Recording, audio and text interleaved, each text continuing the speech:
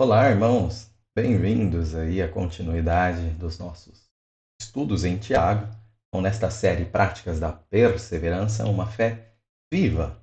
Chegamos aos versículos 13 e 14 de Tiago 3. Revisando o que nós já falamos sobre a acepção de pessoas, algo que não pode existir no ambiente cristão, aquele julgamento por aparências. Falamos também de uma fé viva, que é a verdadeira fé que salva. Qual? Aquela que age, aquela necessidade de ação, de obras que condizem com essa fé. Sem obras que condizem com a profissão de fé, a fé está morta. E partimos para o eixo de mestres, falando do rigor no julgamento, falando da língua, principalmente no controle do corpo, a possibilidade dela controlar e guiar o nosso corpo, mas também sendo um fogo incontrolável que pode incendiar uma floresta toda, ou atingir muitas e muitas multidões, e de uma mesma língua, o que não pode haver, na última aula falamos, não pode sair bênção e maldição, não pode sair de uma mesma fonte água amarga e água doce. Chegamos no versículo 13, então, que diz: Quem é sábio e tem entendimento entre vocês? Que o demonstre por seu bom procedimento, mediante obras praticadas com a humildade que provém da sabedoria. Ou seja, a primeira é uma grande pergunta aqui. Quem é sábio e tem entendimento entre vocês? Que o demonstre, ou seja, você precisa demonstrar. Você se diz sábio, você se diz que como um grande entendedor das coisas, demonstre. Através do que? Bom procedimento e obras com humildade que vêm da sabedoria. Dentro desse raciocínio do texto, vamos pegar a sequência do capítulo 3. Primeiro, Tiago está direcionando essa carta a cristãos que eram judeus, e dentro desse ambiente tem muita pessoa querendo ser mestre, muitos mestres. Ele já dá um alerta muito grande logo no começo. Lembrem-se que vai ter um mais severo julgamento. Então, estes mestres terão um severo julgamento. Dentro da aula que nós falamos disso, uma das coisas importantes sobre esse julgamento dos mestres é que eles conduzem pessoas. Então, eles podem levar pessoas a fazerem algo legal, bom, ou podem conduzir pessoas a fazerem coisas horríveis, serem mal instruídas, serem mal guiadas. Então, cuidado. Haverá um severo julgamento. Cuidado. E o primeiro cuidado é o cuidado com a língua, obviamente.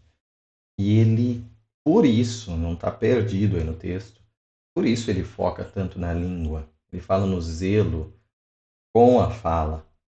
Então ele fala do potencial da língua, a língua e o terrível efeito que ela pode ter. Então ela pode, as palavras têm uma capacidade de chegar a muitas pessoas, transformar atitudes, alcançar multidões, transformar mesmo uma sociedade, um país. Então cuidado com as palavras. Cuidado. Se essa faísca virar fogo, há de incendiar toda uma floresta, e este fogo na floresta é incontrolável. Cuidado, tenha zelo na fala. Só que não para por aí. Nesse versículo 13, ele aponta um segundo zelo, um segundo cuidado que devemos ter. Um zelo na atitude, um zelo na nossa ação. Então você se diz com sabedoria e inteligência? Você é aquele que considera que já dominou, então, a sua fala, e tudo que você fala publicamente, tudo que você fala às pessoas é bem colocado, eloquente, inteligente, não é polêmico. Ok, considera assim, você só considera realmente sábio, realmente inteligente, não é só nas palavras que você tem que demonstrar essa sabedoria, essa inteligência. Então, também verificaremos as suas atitudes. Então, se nós vimos que é tão difícil manter aí a língua controlada, a língua que é incendiada pelo inferno, uma língua que traz tanto perigo, superamos todo esse desafio. Ok, ele fala assim, mas não é só isso. Lembra que Tiago coloca durante todo o livro uma necessidade de uma coerência. Essa coerência entre ação e fala, novamente é citada aqui. Não adianta só falar, você precisa agir conforme isso. Então, dentro desse raciocínio de Tiago, a sabedoria e a inteligência são comprovadas pela demonstração delas. Sabedoria realmente é algo necessário aos líderes? Tem que ser sábio no sentido de ter conhecimento, ter inteligência. A Bíblia coloca que sim. Tem alguns versículos, não sei se vai dar para enxergar pela quantidade de palavras aí, mas mostram que a sabedoria sim é um requisito dos mestres. Mas a Bíblia ainda consegue, até neste ambiente da pessoa se achar segura, demonstrar o que é a verdadeira sabedoria e provocar constantemente aquele que se acha sábio, tal como esse texto de Tiago está fazendo. Primeiramente, vamos lá para Daniel, o exemplo de Daniel. Daniel estava em meio a um povo pagão, um povo que não é cristão, um povo que não era judeu, um povo que não era de Deus mesmo, no sentido de que não era adorava diretamente a Deus de jeito nenhum. Na verdade, adorava vários deuses, que é a Babilônia, e tido como sinal de perversão em vários contextos da Bíblia, mas no sentido de que todos os povos são de Deus, e como a própria Babilônia ou a Síria, como dizem Isaías, são também obras de Deus ou povo de Deus, não é no sentido restrito de só Israel ser povo de Deus, mas no sentido de aquele povo em si, na sua administração, e nos seus líderes e em tudo que eles fazem, são politeístas. Eles adoram vários deuses que não o Deus verdadeiro e foram julgados por isso, principalmente este rei em questão. Dentro daquele cenário de Belsazar, banquete e tudo mais, temos o capítulo 5 de Daniel sobre esse banquete, em que o terror toma conta deste rei e, desesperado, ele precisa buscar uma solução para aquelas palavras que foram escritas em meio ao seu banquete de uma forma tão assombrosa. E ele é lembrado sobre Daniel. Qual é o testemunho que nós temos de Daniel? Olha o que dizem, aquele povo que acredita em vários deuses, olha o que um deles, uma, né, diz ao rei. Existe um homem em teu reino que possui o Espírito Santo. Perdão. O Espírito Santos Deuses. O Espírito dos Santos Deuses. Na época do teu predecessor, verificou-se que ele tinha percepção, inteligência, sabedoria, como a dos deuses.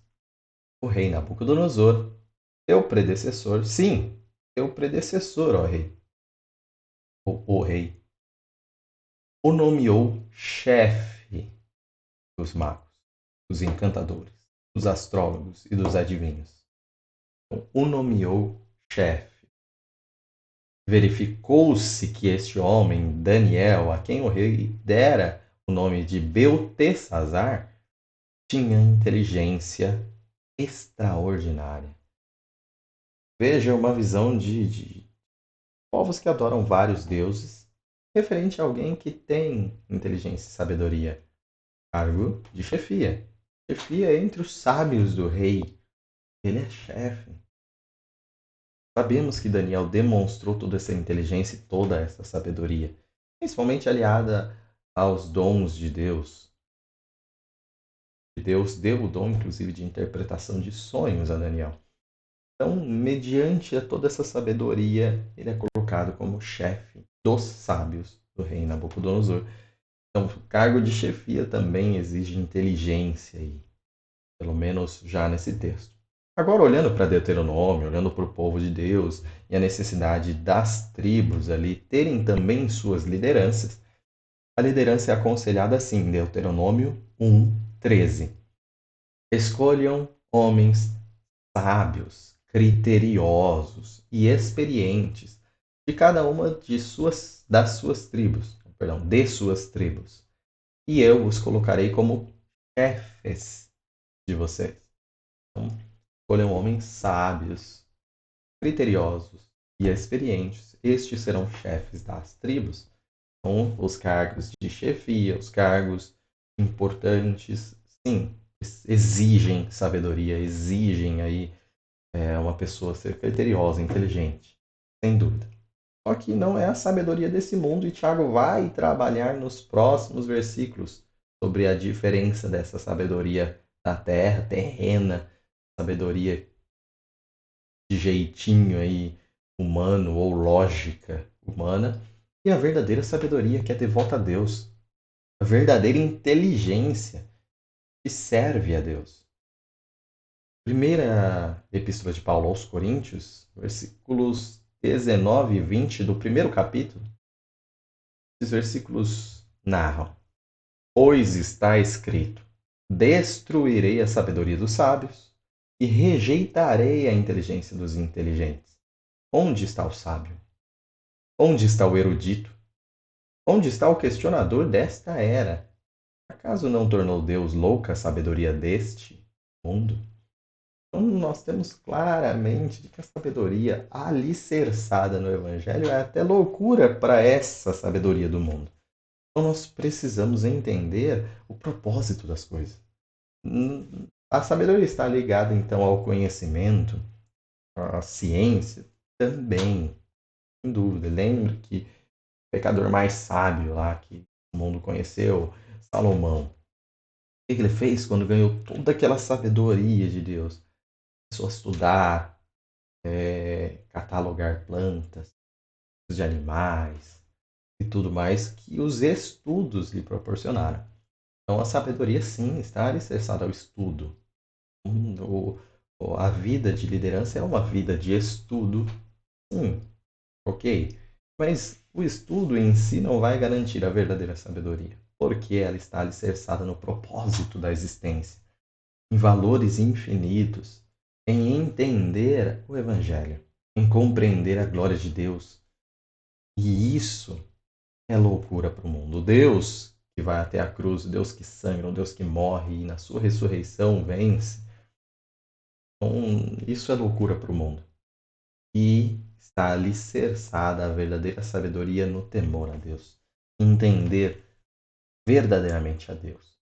Então, sabemos que a sabedoria necessária ao líder. Mas, para que o líder realmente demonstre que é sábio, ele precisa ter bondade, uma boa conduta, ele precisa ter humildade em todas as suas ações. Então, a verdadeira prova, parâmetro para a sabedoria é a demonstração de boas obras, é a demonstração de um bom portar. É necessário demonstrar. Se olhamos, seja um jovem inteligente que tende a dividir grupos, ou um grande filósofo, questionador e polêmico, a sabedoria e o conhecimento inteligente são verdadeiros apenas se tais pessoas agem adequadamente e, sobretudo, com humildade. Ou seja, não pode ser aquele jovem que fala sobre tudo. Agora eu entendo isso aqui e só vem causar divisão e problema. Não importa se é aquele grande conhecedor que questiona tudo e só traz polêmicas e dificuldades. Quem verdadeiramente é sábio? Aquele que tem a boa conduta e a humildade, alicerçando a sua sabedoria. Boa conduta e humildade, isso já elimina muito. O bom procedimento, olhar no caminho, o caminho conta. Jesus ensinou assim e Jesus é o exemplo máximo disso, perfeição disso. Jesus é aquele mestre que, seja nas palavras, seja na ação, pode ser seguido plenamente. Não é aquele mestre daquele jeito que nós conhecemos de siga o que eu digo e não siga o que eu faço. Então, ele pode, pela coerência total entre todas as suas ações e todos os seus ensinamentos, ser o mestre por excelência, Jesus Cristo. Seguindo o seu modelo, também os nossos mestres precisam disso. Então, a grande diferença aí, nós vamos separar as crianças dos adultos, aí nós vamos separar quem quer trazer algum conhecimento e quem verdadeiramente deve ser o mestre, deve liderar, é aquele que produz apenas palavras e aquele que, além das palavras, produz boas obras. Então, é um parâmetro cristão. Não apenas observar o argumento, mas observar a pessoa. Nós estamos numa discussão e as pessoas falam: não importa a pessoa, o que importa é o argumento. Isso faz parte de discussão hoje em dia. Sempre esteve, né? Desde a Grécia Antiga. Então, o argumento não, essa pessoa não deveria nem opinar, parece que é errado. Mas no ambiente cristão não é. E esse é o interessante. Porque se a pessoa não produz nada de acordo com o que ela está defendendo, não deveria nem ser considerada a palavra dela. Então, aqui nós separamos quem produz apenas palavras, não importa. Não deve ser seguido. Ele não é sábio. A verdadeira sabedoria vai ser demonstrada também no porte e ele não deve ser líder se ele não tiver um bom porte, uma boa obra, bons frutos e frutos alicerçados na humildade. E essa humildade, ela faz a pessoa entender as suas limitações e sua dependência de Deus. Isso é humildade, entender ao pé de igualdade que ele está com todas as pessoas e que ele só está ali levado ao Evangelho e a adorar a Deus pelo próprio Deus, não pelos méritos dele. Isso é entender a humildade. Afinal, se você se diz sábio, se diz conhecedor, você conhece as Escrituras. E olhando as Escrituras como um todo, nós sabemos que um dos pilares é a graça. É o imerecimento. E é de todos, não de alguns. Todos imerecem. É como se a gente tivesse, apenas para deixar de forma imagética mesmo na nossa cabeça, imaginar um pouco melhor, é como se tivessem vários miseráveis, passando todas as necessidades em imundícia e sujeira. E vamos, para deixar mais clara a situação deles, eles estão todos ali se drogando e gostam disso. E o organismo deles está acostumado a isso, a se drogar. E chega, no caso, a figura do que vai resgatá-lo daquele ambiente e fala: vamos sair daqui, larga essas drogas. Por alguns momentos ele pode até falar: realmente eu quero isso aqui é uma angústia terrível. Mas a abstinência bate, ele vai voltar, ele vai querer estar ali, ele vai ter prazer na droga.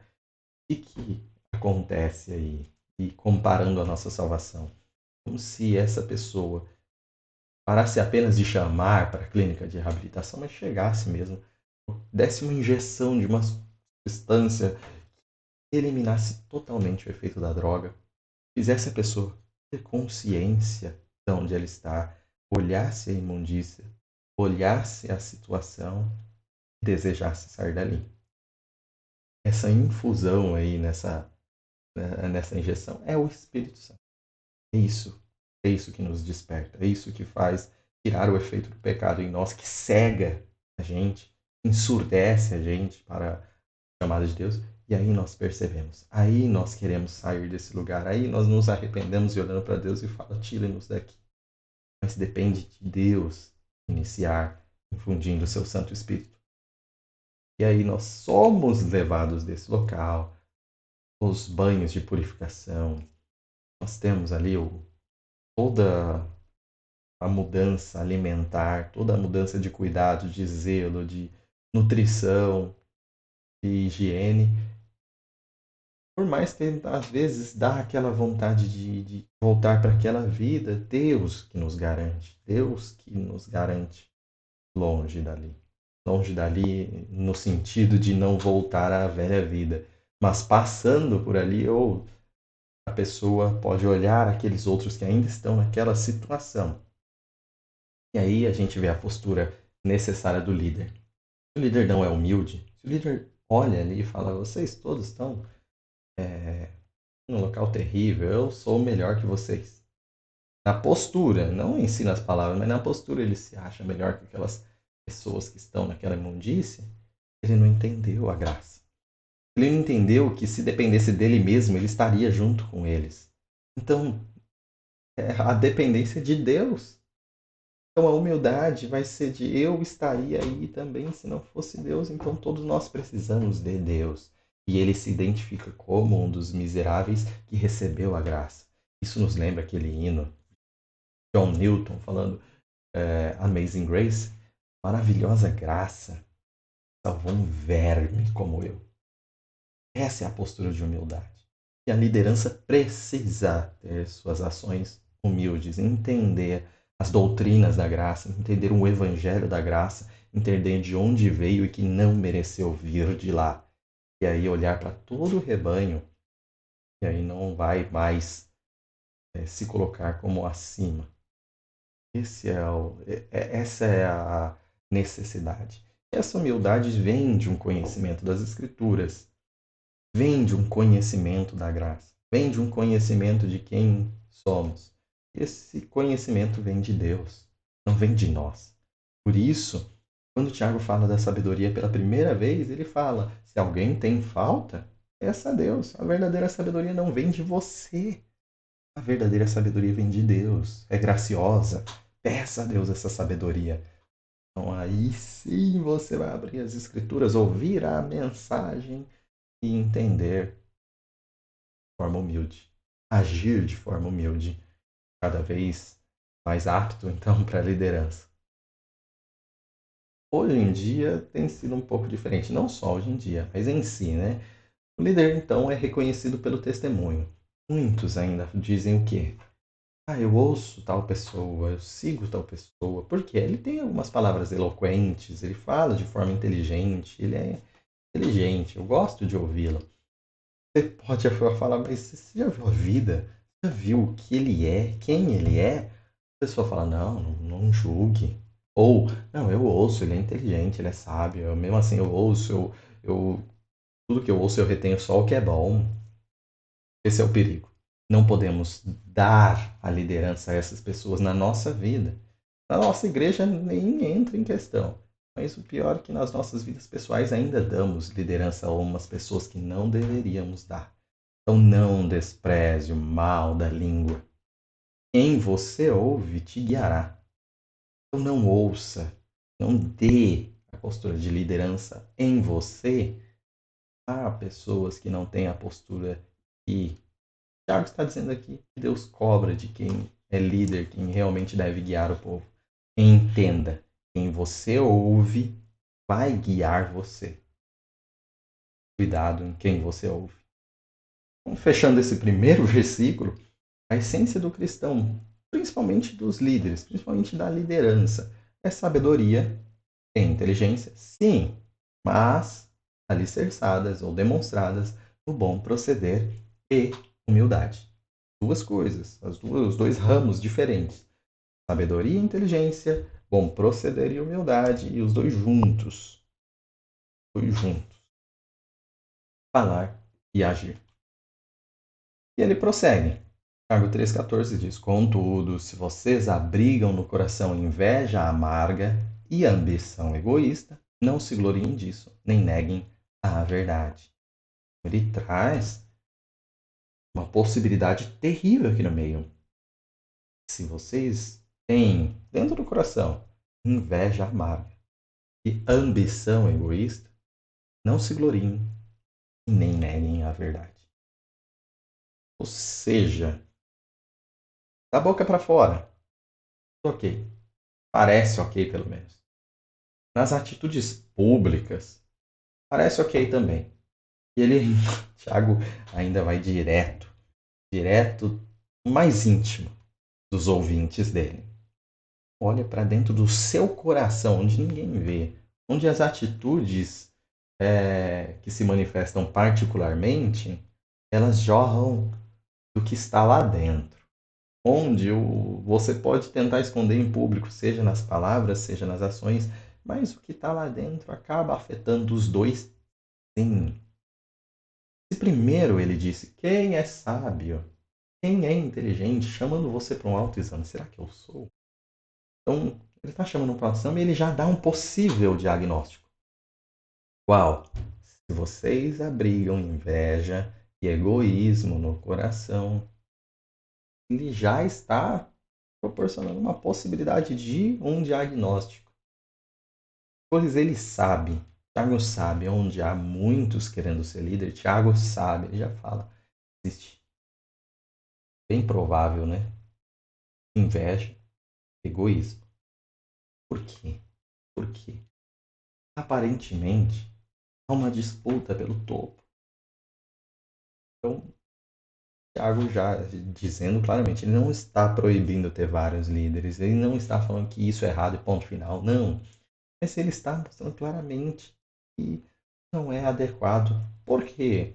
Primeiro, lembrem-se do severo julgamento. Segundo, a língua é muito difícil de controlar. Terceiro, tem uma atitude, uma ação, um modo de vida necessário de humildade. E quarto, olha para dentro do seu coração. Tiago está tentando refrear de qualquer jeito muitos e muitos líderes. Muitos e muitos líderes nessa aparente disputa pela liderança. Muitos mestres. Então, falando de inveja, amar e ambição egoísta, é basicamente a competição. Há um sentimento faccioso em algumas versões aí, ou seja, de gerar divisão através de competição mesmo. Com tudo para liderar. Quando você vai em pessoas e fala mal e faz o seu timinho ali por baixo dos panos, então tende a dividir para conseguir a liderança. Então acaba muitos líderes, muitos times e um sentimento de disputa, e isso é tido como carne. São obras da carne. Lá em Gálatas 5 vai falar sobre as obras da carne e o fruto do Espírito. Fruto da carne e fruto do Espírito. E as obras da carne, ele fala deste sentimento faccioso, desta divisão, desta competição em si. Então a pessoa, ela quer evidência para ser protagonista, em busca de se vangloriar, em busca de se gabar. Novamente, é se gabar. Ela está pensando em si. Tiago sabe. Tiago vê claramente que pode haver essa inveja, que pode haver essa disputa, que pode haver essas divisões por causa desses sentimentos.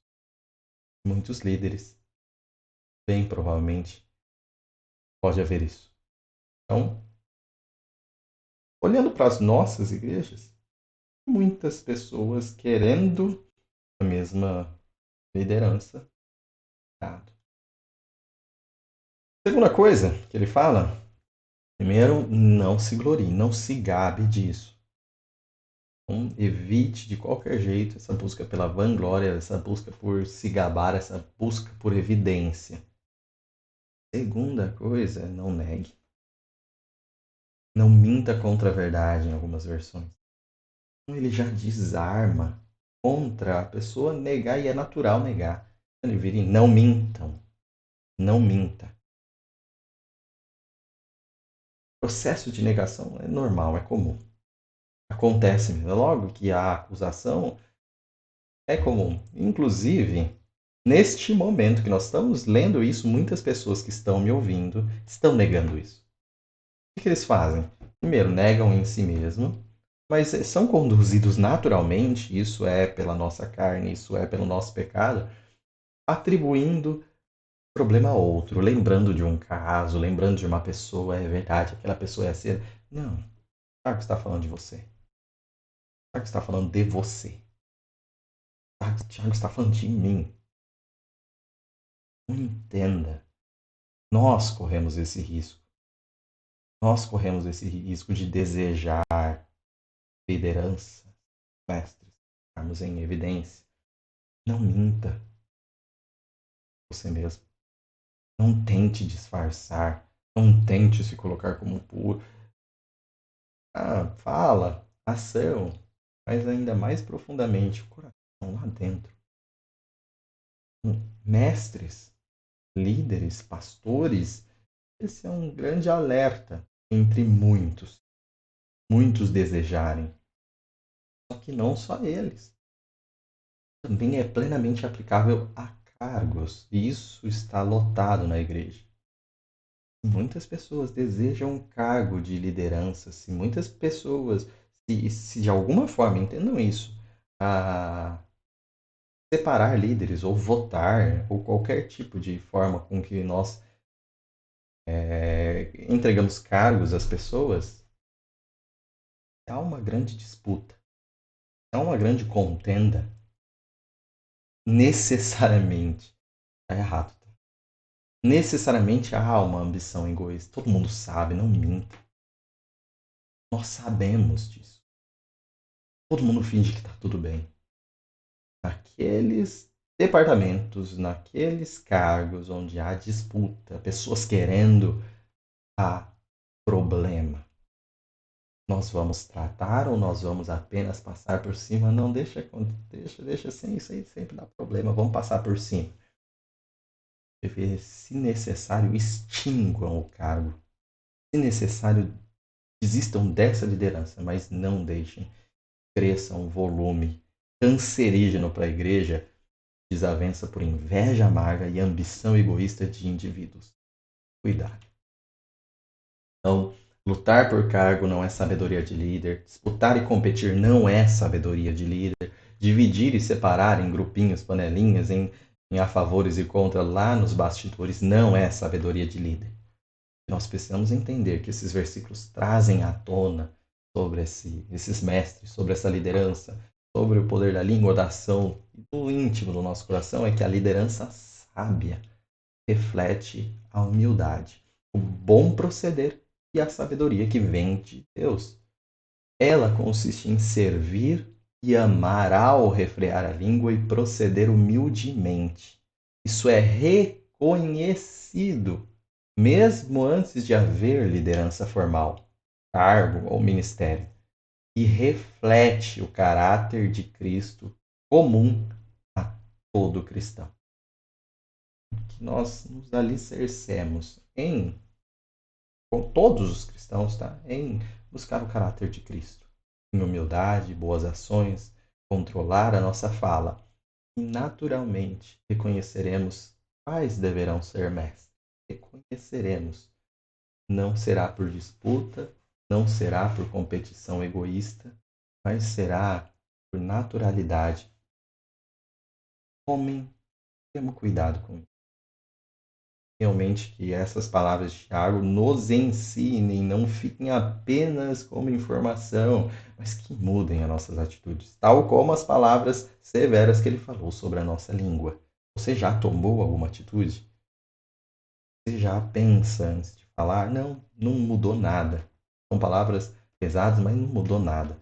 Agora são novamente palavras pesadas. Tiago gosta disso. Tiago vai no alvo, vai no âmago. Isso tem mudado? Ou a gente está ouvindo e só ouvindo?